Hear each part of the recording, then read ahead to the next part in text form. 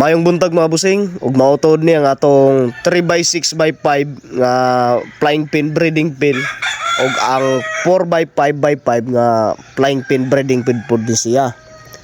So medyo lapad ning 4x5 pero mas taas ning 3x6x5. Tanawa mga busing ang mga pultahan nila.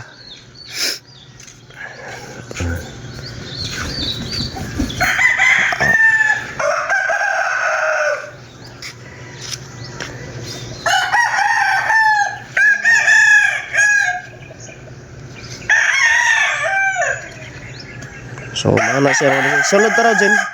Sulod. O dili na manok ang pwede masulod, pati tao pwede masulod. Sa pikas din.